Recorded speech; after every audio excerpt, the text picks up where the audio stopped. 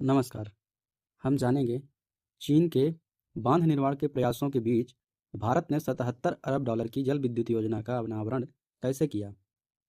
भारत ने अपनी ऊर्जा आत्मनिर्भरता और नवीनीकरण क्षमता को बढ़ाने के उद्देश्य से 6.5 ट्रिलियन लगभग 78 अरब की एक महत्वाकांक्षी योजना की घोषणा की है, जिसके तहत वर्ष 2047 तक ब्रह्मपुत्र नदी बेसिन से 76 गीगावाट जल विद्युत क्षमता विकसित की जाएगी।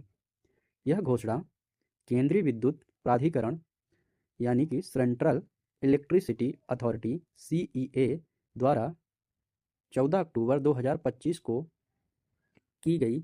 यह योजना ऐसे समय में आई है जब भारत एक और तेजी से बढ़ती बिजली मांगों को पूरा करना चाहता है और दूसरी ओर जीवाश्म ईंधन पर निर्भरता घटाने की दिशा में अपने कदम को आगे बढ़ाते जा रहा है।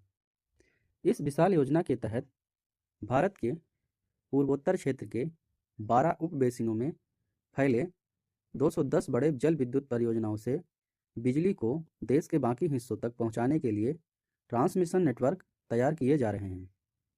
इन राज्यों में जो मुख्यतः राज्य शामिल हैं वो इस प्रकार हैं: अरुणाचल प्रदेश, असम, सिक्किम, मणिपुर, मेघालय, मिजोरम, पश्चिम बंगाल, नागालैंड।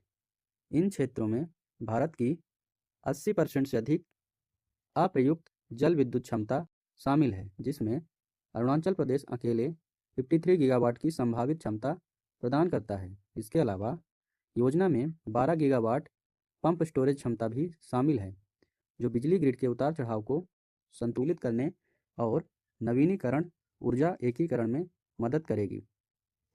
इस 6.4 ट्रिलियन योजना को दो मुख्य चरणों में विभाजित किया गया है।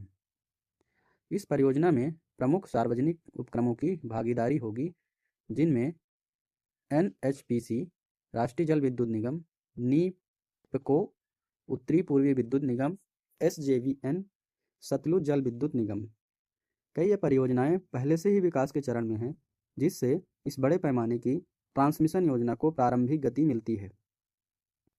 ब्रह्मपुत्र नदी, जो तिब्बत में यारलुंग जांगबो नाम से जानी जाती है, चीन से निकलकर भारत में प्रवेश करती है और आगे बांग्लादेश में बहती है। यह नदी लंबे समय से भारत चीन के बीच एक भू राजनीतिक मुद्दा रही है, क्योंकि चीन ने इसके ऊपरी हिस्से पर एक बड़ा हाइड्रो इलेक्ट्रिक डैम बनाना शुरू किया है।